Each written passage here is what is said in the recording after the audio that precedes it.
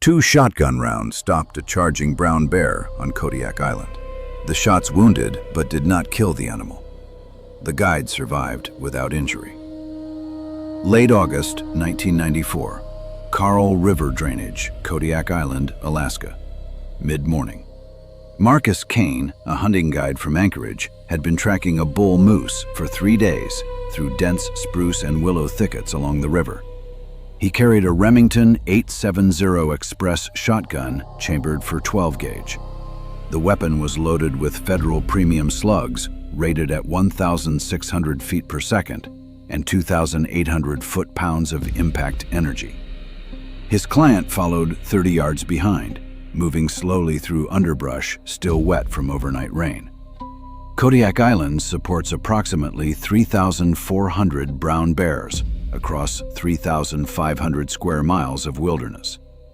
During late summer, dominant males claim salmon streams and carrion. Kane had guided on the island for 14 years. He recognized the signs of bear activity: deep claw marks on spruce bark 8 feet above ground level, scat deposits containing fish bones and berry seeds, and a scent described as sour and heavy in still air. The moose trail led into a tangle of downed timber and alder. Kane noticed the absence of sound first. No ravens, no jays, no insects. The silence registered as wrong. He raised one hand to stop his client and chambered around. The metallic action of the pump broke the quiet. The moose lay 30 yards ahead, partially hidden by a fallen spruce trunk. The carcass was fresh. Antlers measured approximately 4 feet across. Estimated weight exceeded 1,300 pounds. Large sections of hind quarter meat had been stripped away. The feeding pattern indicated a brown bear, not wolves or scavengers. The bear came from behind the carcass without warning. It stood upright. Height exceeded 9 feet. Dark brown coat. Shoulder hump thick with muscle. Head swung toward Kane. The animal's eyes locked on him. Saliva hung from open jaws. Weight later estimated at 1,700 pounds. The bear dropped to all fours and charged. Kane raised the shotgun. Distance to target, 45 feet. He fired. The slug struck the bear's left shoulder. Impact tore through tissue and fractured the scapula. Recoil drove the stock hard into Kane's shoulder. The report echoed off canyon walls. Blood spray visible in daylight. The bear roared, but did not stop. It continued forward, favoring the injured limb. Kane worked the pump action. The spent shell ejected and landed in moss to his right. A fresh round chambered. His breathing became shallow. Peripheral vision narrowed. The bear closed to 30 feet. Kane fired the second round. The slug entered center mass just below the sternum. Penetration depth exceeded 12 inches. The projectile damaged lung tissue and caused severe internal hemorrhage. The impact staggered the animal backward. Its hind legs splashed into the shallow edge of the river. Water and silt sprayed outward. Kane stumbled on wet ground, but remained upright. The bear stood motionless in the water for 6 seconds. Blood ran from both wounds, staining the current dark red. The animal's breathing produced a wet, labored sound. It turned its head toward Kane, but did not advance. Kane held the shotgun aimed at the bear's head, finger on the trigger. His hands shook slightly. The bear turned away. It moved into thick cover, each step leaving blood on vegetation. Within 12 seconds, it had disappeared. Kane heard crashing sounds recede into the forest. Then silence returned. Kane's pulse registered 140 beats per minute. He verified the shotgun remained loaded with 3 rounds. His client stood frozen 20 yards back, face pale. The entire encounter had lasted 23 seconds. They retreated to base camp and radioed Alaska Department of Fish and Game. Wildlife troopers arrived by float plane 4 hours later. A tracking team followed the blood trail for 800 yards into dense forest before losing sign. The bear was not recovered. Based on wound placement and blood loss, officials estimated the animal survived less than 6 hours. Medical findings and aftermath. Kane required no medical treatment. He experienced difficulty sleeping for 2 weeks following the incident, describing intrusive recollection of the bear's approach. He continued guiding on Kodiak Island, but altered his standard procedures to include mandatory bear spray and increased spacing between guide and client when approaching game animals. Incident analysis. Kane approached a fresh moose carcass in known bear habitat. Standard protocol requires immediate retreat when encountering claimed carrion. The bear defended a food cache, behavior documented in Kodiak brown bears during pre-hibernation feeding periods. Kane's weapon selection proved adequate for stopping the charge. The 12-gauge slug delivered sufficient kinetic energy to inflict wounds that forced the bear to break contact. Shot placement on a moving target at close range demonstrated trained marksmanship. The animal's survival, despite 2 center mass hits, confirms that even heavy-caliber firearms may fail to produce immediate incapacitation of large brown bears. Practical takeaway. When tracking wounded or dead game animals in bear country, proceed with extreme caution and maintain weapon readiness. Fresh carcasses attract predators within minutes. Absence of bird and insect activity signals nearby predator presence. Immediate withdrawal prevents the majority of defensive bear encounters. Before we jump to the next story, if you're watching on TV, you can point your phone at the code in the corner to subscribe. That way, you won't miss the next incident report. The next case begins in a few seconds.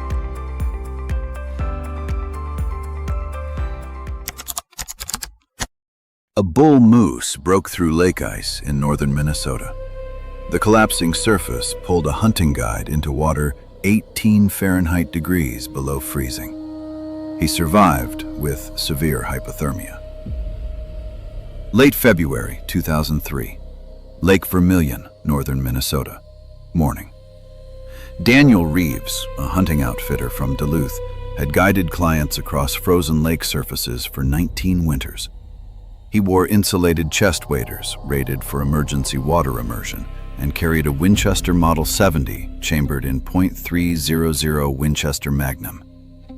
His client, a businessman from Minneapolis, followed 30 yards behind. They were tracking a white-tailed buck across ice that measured between 8 and 14 inches thick, depending on underlying currents. Lake Vermilion covers 40,000 acres. Winter temperatures in the region typically remain below 20 Fahrenheit degrees from December through March, creating ice thick enough to support vehicles. The previous week had seen daytime highs reach 38 Fahrenheit degrees. Overnight lows dropped back to 12 Fahrenheit degrees. The freeze-thaw cycle weakens ice structure by creating pockets of slush beneath a refrozen surface crust. Fresh snow had fallen during the night, covering the ice with 3 inches of powder. Reeves read the terrain for pressure ridges and discoloration that indicated thin spots. They had been following deer tracks for 2 hours when movement appeared ahead through light snowfall. The shape resolved into a bull moose standing near a cluster of exposed boulders. The moose stood 6 feet 10 inches at the shoulder, weight estimated at 1,400 pounds. Antler spread measured approximately 5 feet 6 inches. The animal moved toward a section of ice where underwater springs kept vegetation accessible. Moose feed on aquatic plants through winter, often breaking through ice to reach submerged food sources. The moose's front hooves punched through the surface. Water erupted around the animal's forelegs. The moose lurched forward, attempting to climb back onto solid ice. Each movement fractured more surface area. Radial cracks spread outward from the initial breakpoint. The moose's hind legs drove downward, shattering additional ice. The animal's full weight now hung suspended on jagged edges. Reeves stood 40 feet from the moose. He stepped backward. His left boot sole contacted black ice beneath the snow layer. His foot slid forward. His weight shifted. The ice beneath him gave way. Reeves dropped through the surface into water measuring 18 Fahrenheit degrees. The cold compressed his chest. Involuntary gasping began immediately. His rifle remained in his right hand. The weapon's sling caught on his shoulder, preventing it from sinking. Water filled his waders within 3 seconds. The added weight pulled him downward. He reached upward with his left hand. His gloved fingers gripped the ice edge. The edge crumbled. He grabbed again, finding thicker ice 6 inches back from the break. His breathing came in short, rapid pulls. The moose thrashed 12 feet to his left, creating waves that pushed against his head. Reeves brought the rifle up and braced it against the ice surface. He aimed at the moose's shoulder. He fired. The rifle's recoil drove the stock into his chest. The bullet grazed the animal's front leg. The moose heaved backward, breaking free of the ice trap. It moved toward shore, favoring the injured limb. Reeves kicked his legs, trying to generate upward momentum. The water-filled waders weighed approximately 40 pounds. His core temperature had already dropped 1 degree. Muscle spasms began in his legs and lower back. He released the rifle and used both hands to pull himself onto the ice edge. The ice held. He rolled his torso onto the surface. His legs remained in the water. He pulled again. His right leg cleared the hole. His left leg followed. He lay flat on his stomach, distributing his weight across the greatest possible area. His clothing began freezing. The wet fabric stiffened in air measuring 14 Fahrenheit degrees. His hands had lost fine motor control. His client stood on thicker ice 20 yards away, calling instructions. Reeves crawled forward on his elbows and knees. He moved 6 feet. The ice held. He moved another 6 feet. Cracking sounds came from beneath him, but the surface did not break. He continued crawling. After 80 feet, he reached ice thick enough to support his weight while kneeling. After another 100 feet, he stood. The journey to shore took 18 minutes. Reeves reached land, unable to operate his own equipment. His client removed the frozen waders and outer clothing, then started a fire using waterproof matches from an emergency kit. Reeves's core temperature measured 93 Fahrenheit degrees when they reached a ranger station 40 minutes later. Medical findings and aftermath. Medical personnel at Cook Hospital diagnosed moderate hypothermia with early onset frostbite on 3 fingers of his left hand. He received heated intravenous fluids and remained hospitalized for 16 hours. Full sensation returned to his fingers after 3 days. He lost no tissue to frostbite. Medical staff noted that the insulated waders, despite filling with water, provided sufficient thermal protection to prevent severe hypothermia during the critical first 5 minutes of immersion. Reeves did not return to winter lake hunting for 2 seasons. When he resumed guiding, he required clients to wear flotation suits rated for cold water immersion and carried ice picks attached to neck lanyards. He reported occasional difficulty sleeping after the incident and described heightened awareness of ice conditions that bordered on excessive caution. Incident analysis. Reeves approached within 40 feet of a large animal on questionable ice. The moose's weight and movements destabilized the surface, creating secondary failure zones. Recent temperature fluctuations had created thin ice pockets invisible beneath snow cover. Standard protocol requires maintaining distance of at least 100 yards from heavy animals on frozen lakes. The insulated chest waders likely prevented fatal hypothermia. Despite filling with water, the neoprene material retained some insulating properties. Reeves's decision to crawl rather than stand distributed his weight, and prevented additional ice failures. His client's emergency kit, including waterproof matches and dry clothing, proved essential for survival. Practical takeaway. Winter lake hunting requires flotation suits, ice picks on lanyards, and rope for assisted rescue.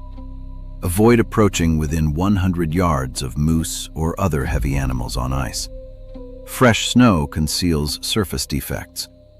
Temperature fluctuations in the days before an outing create unpredictable weak zones that cannot be identified visually. A wounded bison bull charged 3 hunters on the North Dakota plains. The animal weighed 1,900 pounds and covered 160 yards in seconds. One man died from trampling injuries. September 24, 2001. Private ranch land, northwestern North Dakota. Late afternoon. 3 hunters from Colorado had traveled north for bison season. Nathan Porter, age 42, carried a Browning A-bolt chambered in .338 Winchester Magnum. His companions, David Chen and Miguel Castillo, carried rifles chambered in .3006 Springfield and .308 Winchester, respectively. The men had hunted together for 11 years across Montana, Wyoming, and Colorado. September marks the beginning of bison rut. Bulls demonstrate increased aggression as testosterone levels rise. Territorial disputes become violent. Breeding bulls fixate on rivals and potential mates, often ignoring threats they would normally avoid. The animals weigh between 1,600 and 2,200 pounds and can reach speeds of 35 miles per hour despite their bulk. The hunters located a mature bull in a shallow coulee 3 miles from the ranch headquarters. The animal stood alone, pawing dirt and vocalizing. His shoulder hump measured 5 feet 10 inches high, dark brown coat, curved horns. Weight estimated at 1,900 pounds. The bull exhibited classic rutting behavior. Head lowered, nostrils flared, continuous snorting. Porter moved to shooting position. Distance to target, 160 yards. Wind, negligible. The bull stood broadside, presenting the chest cavity. Porter braced against a cottonwood stump and aimed for the heart-lung area behind the front shoulder. Chen and Castillo positioned themselves 8 yards behind, ready for follow-up shots. Porter fired. The bullet struck 12 inches farther back than intended. It entered the flank, penetrating abdominal tissue rather than the thoracic cavity. The wound caused immediate pain, but no incapacitation. Blood appeared on the bull's hide. The animal spun toward the sound, located the hunters, and charged. The bull accelerated from standstill to full speed in 4 seconds. Distance closed rapidly. Porter worked his bolt action, ejecting the spent cartridge. The fresh round entered the chamber. He raised the rifle. The bull covered 50 yards. Porter stepped backward. His right boot caught uneven ground. He stumbled but remained upright. The bull closed to 60 yards. Porter fired his second round. The bullet struck the bull's left shoulder. Bone fractured. The animal continued forward without slowing. Porter backed up faster. The prairie grass concealed a burrow entrance. His left boot dropped into the hole. His ankle twisted inward. He fell backward. Porter landed flat on his back. The rifle slipped from his hands and fell 2 feet to his right. He reached for it. The bull was 20 yards away. Chen and Castillo raised their weapons. The bull covered the final distance in 3 seconds. The bull's front hooves struck Porter's chest. The impact crushed the sternum and drove bone fragments into the heart and both lungs. Porter's body compressed against the ground. The bull's momentum carried it forward. The rear hooves struck Porter's abdomen and pelvis. Multiple ribs fractured. Internal organs ruptured. The bull passed over Porter's body and continued 6 yards before slowing. Chen fired twice. Both rounds entered the bull's chest cavity. Castillo fired 3 times. 2 rounds struck the neck, 1 the shoulder. The bull staggered, front legs buckling. It collapsed on its left side, 18 yards from Porter. Chen ran to Porter while Castillo kept his rifle aimed at the fallen animal.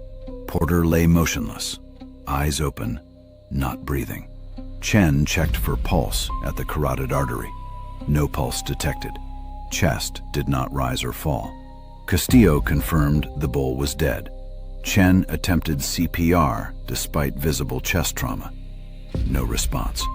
The attack had lasted 26 seconds from initial charge to final collapse. Porter had died on impact from the first hoof strike.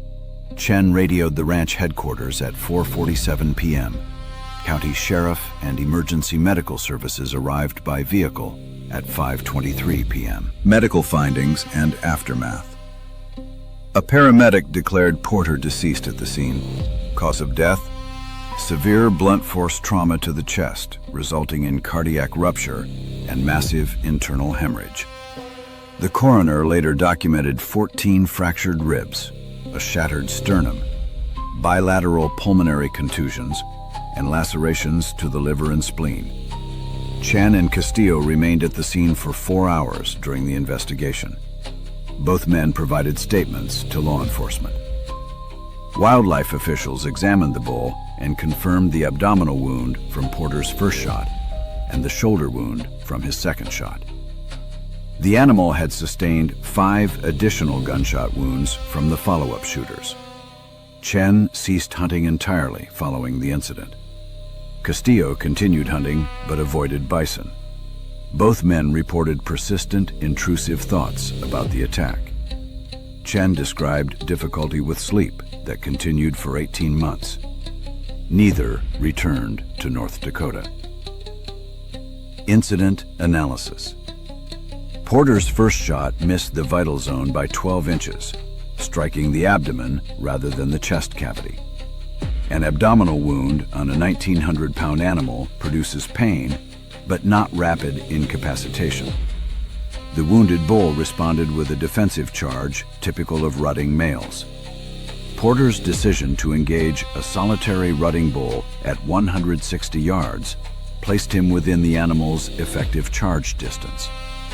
Bison can close 200 yards in under 15 seconds at full speed. The uneven prairie terrain contributed to Porter's fall. His attempt to retreat while operating a bolt-action rifle divided his attention. The .338 Winchester Magnum produces 4,000 foot-pounds of energy at the muzzle, sufficient to penetrate bison vitals, but shot placement determines effectiveness. Porter's second round struck bone but failed to stop the charge. His companion's shots arrived too late to prevent contact. Practical takeaway. Avoid hunting rutting bison bulls at distances under 250 yards. September through October produces the highest aggression levels. Wounded bison frequently charge rather than flee. Multiple shooters should coordinate fire before the initial shot. Retreat routes must be cleared of obstacles before engaging. A poorly placed shot on a rutting bull creates a dangerous situation that cannot be controlled once the animal commits to a charge. A black bear charged an elk camp in Idaho's Bitterroot Mountains. The animal weighed 380 pounds and destroyed the site in under 4 minutes. One hunter sustained claw wounds to the back and shoulder. September 22, 1997. Bitterroot Mountains, eastern Idaho. Evening. 4 hunters from Boise had established camp in a clearing 14 miles from the nearest Forest Service road. Marcus Freeman, age 38, carried a Winchester Model 70 chambered in .30-06 Springfield. His companions carried rifles in .308 Winchester and .270 Winchester. They had been hunting elk for 4 days without success. Elevation at the campsite measured 7,800 feet. The group had taken a mule deer that afternoon. Fresh venison cooked in a cast iron skillet over the fire. Rendered fat popped in the pan. The smell carried downwind through dense stands of Douglas fir and lodgepole pine. Air temperature measured 48 Fahrenheit degrees. Wind, negligible. The men kept their rifles staged near their tents, 6 to 10 feet from the fire ring. Black bears in the Bitterroot range weigh between 200 and 450 pounds. September marks hyperphagia, a pre-hibernation feeding phase where bears consume up to 20,000 calories per day. During this period, bears become opportunistic and aggressive when locating concentrated food sources. All food had been stored in bear-resistant containers placed 40 yards from camp. Cooking residue remained on the skillet and in the fire pit. The bear came from the northeast tree line without warning. It weighed approximately 380 pounds. Dark coat, broad head. The animal charged directly toward the fire pit where Freeman tended the skillet. Distance, 35 feet. The bear covered the ground in 4 seconds. Freeman stood and reached for his rifle propped against a stump 8 feet to his left. The bear struck the nearest tent. Fabric ripped, aluminum poles snapped. The structure collapsed. Freeman grabbed the Winchester. He raised the weapon. The bear turned toward him. Distance, 12 feet. He fired. The 180-grain bullet entered the bear's left shoulder, penetrating muscle tissue and fracturing the scapula. Blood appeared on the dark fur. The animal did not stop.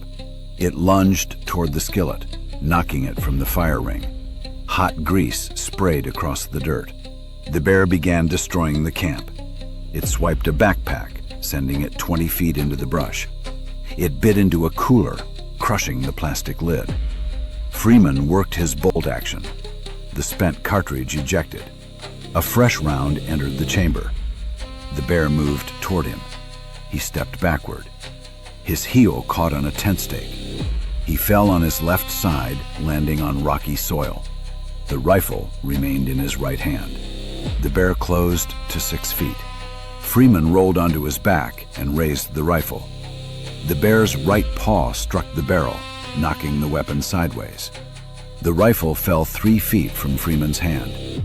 He reached for it. The bear stepped onto his chest. Weight compressed his rib cage.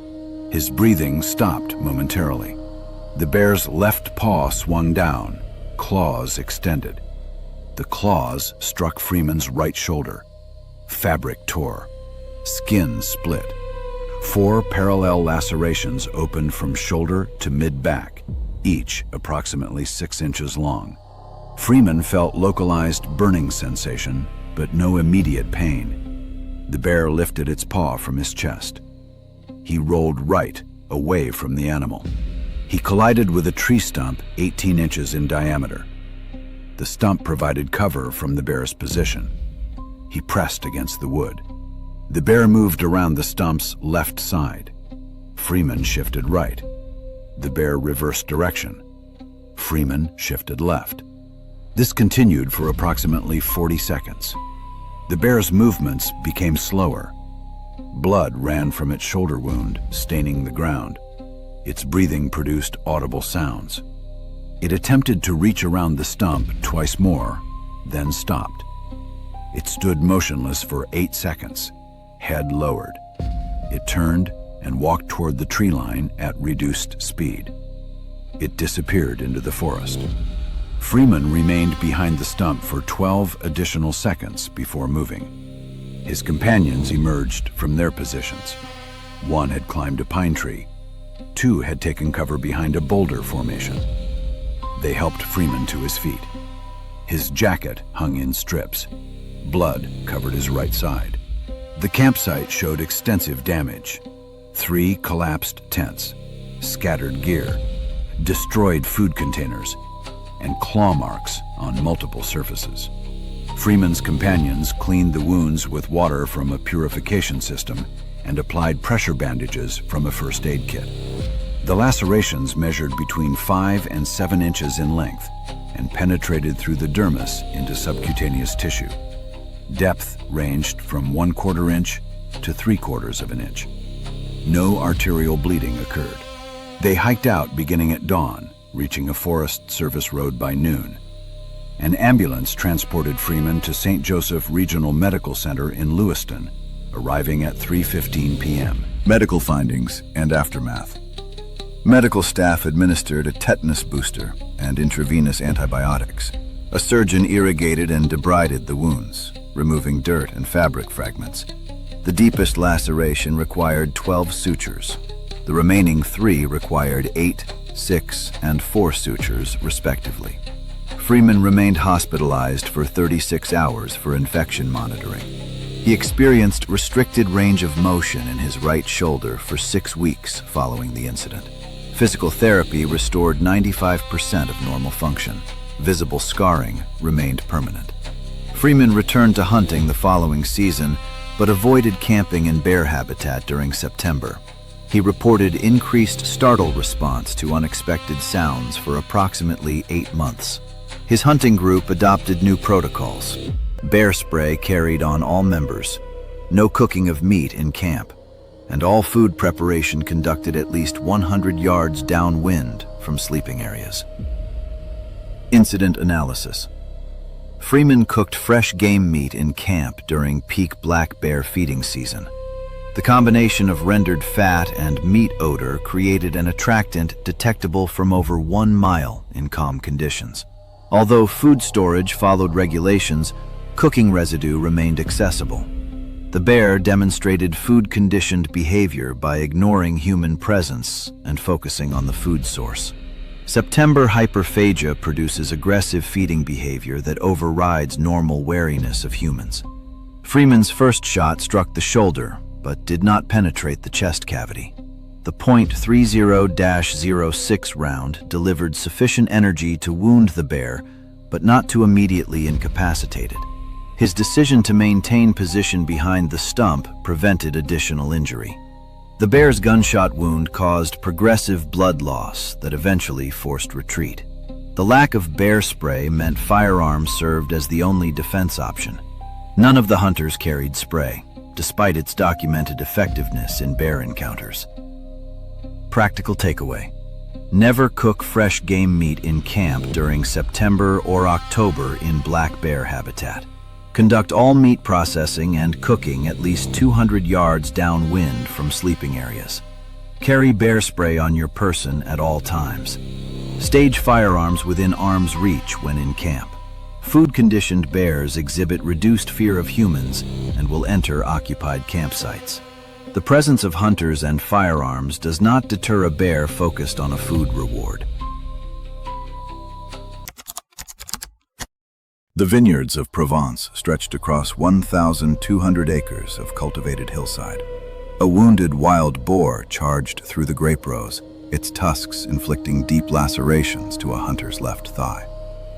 October 28, 1998. Wine estate near Aix-en-Provence, southern France. Morning. Philippe Duchamp, a Parisian investment banker, had paid for a guided boar hunt. He carried a Winchester Model 70 chambered in .30-06 with a Zeiss variable scope. His guide, a local gamekeeper, carried a double-barrel shotgun loaded with slugs. Wild boar populations in Provence had surged from 40,000 to over 1 million animals since the 1960s due to reduced hunting pressure and agricultural expansion. The estate covered 1,200 acres, planted primarily with Cabernet Sauvignon and Merlot grapes. Harvest had concluded 2 weeks prior. Fallen fruit lay scattered between vine rows, attracting boar from surrounding oak forests. The animals fed nocturnally and bedded in limestone outcroppings during daylight. Adult males weigh between 200 and 300 pounds and possess curved tusks measuring 3 to 5 inches. Boar can reach speeds of 25 miles per hour over short distances. Duchamp and his guide had moved through the vineyard for 90 minutes when fresh rooting activity appeared in a section of older vines. Soil had been displaced 8 inches deep across a 20-foot radius. The guide estimated the boar at 240 pounds based on track size and feeding patterns. They moved between the vine rows, stepping over wooden stakes and wire supports. The guide positioned himself 12 feet behind Duchamp's right. The boar emerged from Merlot vines 30 yards ahead. Dark coat, coarse hair along the spine, tusks visible, curved upward. The animal's head turned toward them. Duchamp raised his rifle, distance 90 feet. He fired. The bullet struck the boar's right flank, creating a shallow wound through hide and subcutaneous tissue without thoracic penetration. Blood stained the dark hair. The boar pivoted toward the sound. It charged directly at Duchamp. The animal accelerated through the rows, splintering wooden trellises as it passed. Irrigation tubing tore free from stakes. Duchamp worked the bolt action. The spent casing ejected and a fresh cartridge chambered. He raised the rifle. The bore closed to 40 feet. Duchamp stepped backward. His left heel struck a fallen vine post lying across the row. The post rolled, twisting his ankle outward. He lost balance. Duchamp fell backward onto damp soil, his rifle still in his right hand. The boar was 20 feet away. He attempted to bring the weapon to bear. The boar closed the distance in 2 seconds. Duchamp fired from a seated position. The bullet missed, striking dirt 8 feet beyond the animal. The boar's head lowered. Its right tusk hooked Duchamp's left thigh 6 inches above the knee. The tusk penetrated fabric and skin, entering muscle tissue. The curve drove upward through the quadriceps. Penetration depth, approximately 2 inches. The boar's momentum dragged the tusk through tissue, creating an 8-inch laceration. Duchamp's leg jerked backward from the impact, and the rifle fell from his hands. Blood immediately soaked the torn fabric. The boar withdrew its head, preparing to strike again. Duchamp rolled right, away from the animal, colliding with a wooden stake. The boar moved forward, its snout pushing against Duchamp's boot. He kicked with his right leg, striking the boar's face. The animal recoiled 6 inches. Duchamp grabbed his rifle with both hands. The boar lunged again. Distance 4 feet. Duchamp raised the weapon and pressed the trigger. The bullet entered the boar's sternum, penetrating the heart. The animal staggered. Its front legs buckled. It fell on its right side 18 inches from Duchamp's feet. The legs kicked twice, then stopped moving. The guide reached Duchamp within 8 seconds. He removed his jacket and pressed it against the thigh wound. Blood soaked the fabric. The guide used his belt as a tourniquet, positioning it 4 inches above the laceration. He radioed estate headquarters, requesting immediate medical evacuation. Bleeding slowed, but did not stop completely. A helicopter from Aix-en-Provence Hospital arrived 28 minutes later. Paramedics assessed the wound and administered intravenous fluids during transport. Duchamp arrived at the trauma center 42 minutes after the attack. Medical findings and aftermath. Surgeons documented an 8-inch laceration extending from mid-thigh toward the knee, with a maximum depth of 2.25 inches. The tusk had torn through the vastus lateralis muscle, but missed the femoral artery by 1 inch. No bone damage occurred. The surgical team irrigated the wound, removed debris, and repaired torn muscle with absorbable sutures. The skin closure required 42 interrupted sutures. Duchamp received prophylactic antibiotics and remained hospitalized for 4 days. He required crutches for 3 weeks and physical therapy for 8 weeks. Full strength returned to the quadriceps after 5 months, though a 10-inch scar remained visible. He experienced intermittent pain in cold weather. Duchamp did not return to boar hunting. He reported difficulty sleeping for 6 weeks, describing intrusive recollections of the tusk strike. He continued other forms of hunting, but avoided species known for charging behavior. The estate modified protocols to require guides to carry bear spray in addition to firearms. Incident analysis. Duchamp's first shot struck too far back, wounding but not incapacitating the boar. A superficial flank wound on a 240-pound animal produces pain, but no immediate loss of function, triggering typical defensive charge behavior. Duchamp's attempt to retreat through vineyard obstacles divided his attention between weapon operation and footing. The fallen vine post created a tripping hazard, invisible in the grass. His second shot, fired from a seated position under stress, missed entirely. The guide's tourniquet application likely prevented severe blood loss during the wait for evacuation. The tusk missed the femoral artery by 1 inch. A strike 1 inch medial would have caused fatal arterial hemorrhage. Duchamp's final shot proved effective due to close range and centered placement. Practical takeaway. Wounded wild boar charge aggressively when cornered or injured.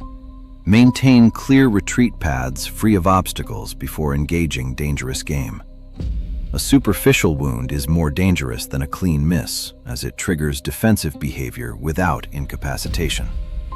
In cultivated areas like vineyards, stakes and wires create hidden hazards. Shot placement on vital organs is essential. Boar tusks can inflict life-threatening vascular injuries with minimal penetration depth.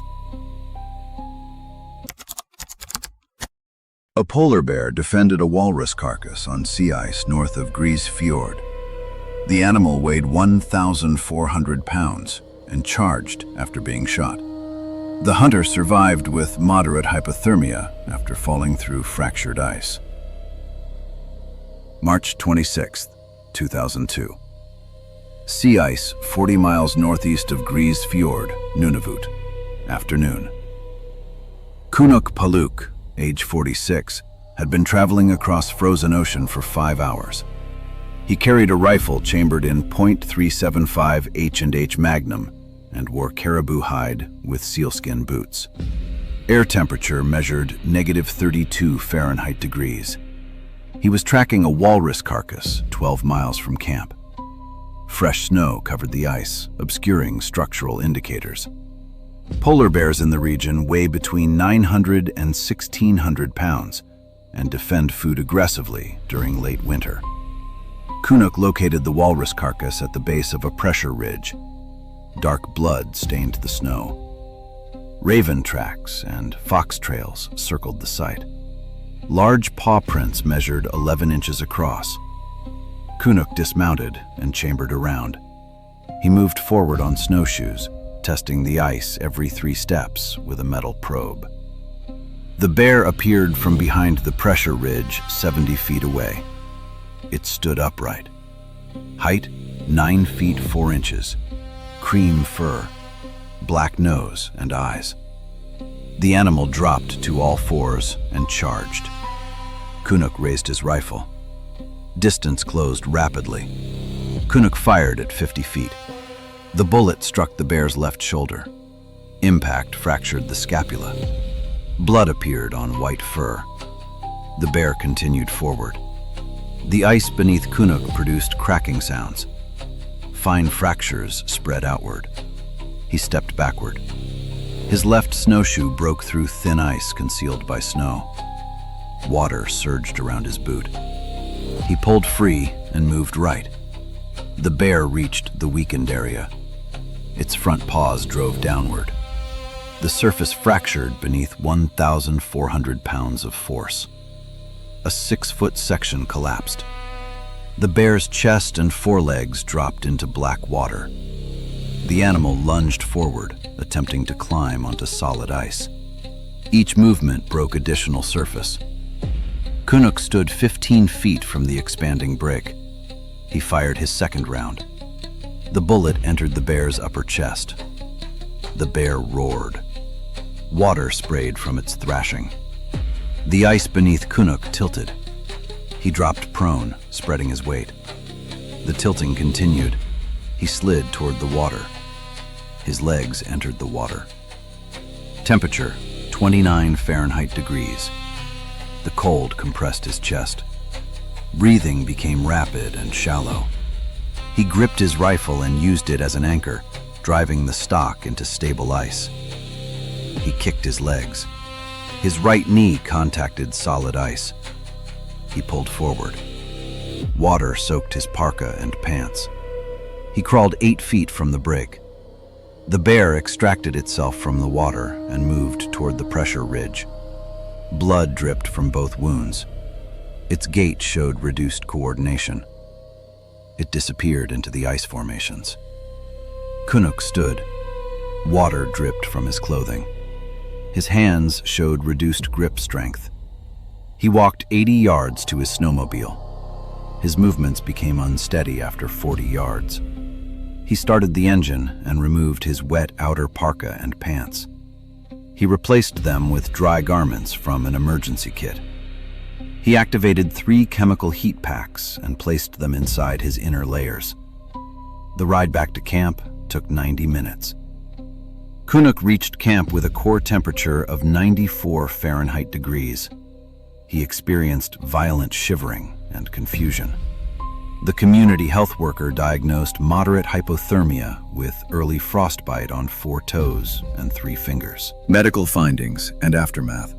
Kodiak was evacuated to Iqaluit General Hospital the next day. Medical staff administered warmed IV fluids. His core temperature normalized after 6 hours. The frostbite remained superficial. He was hospitalized 48 hours. Full sensation returned within 10 days. Kodiak returned to hunting 3 weeks later, but avoided sea ice that season. He reported heightened awareness of ice conditions. The following winter, he increased his heat pack supply from 3 to 8 units and added extra dry clothing to his emergency kit. Incident analysis. Kodiak approached a known feeding site without visual confirmation that the bear had departed. Fresh bear tracks indicated recent activity. The first shot wounded, but did not incapacitate the animal. Shoulder wounds on polar bears rarely produce immediate stopping due to the animal's size and thick fat layer.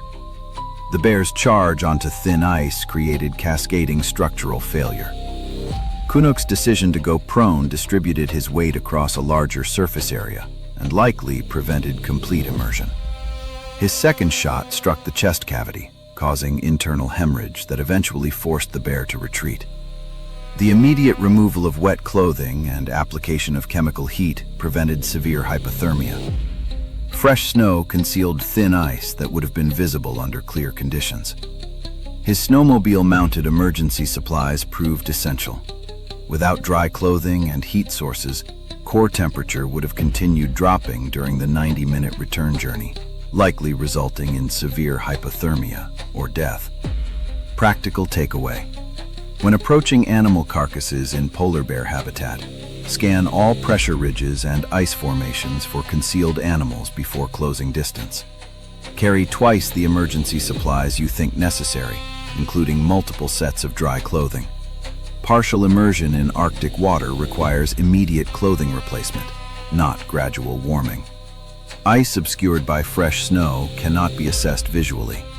Polar bears defend food sources aggressively and will charge when surprised at close range, regardless of rifle fire.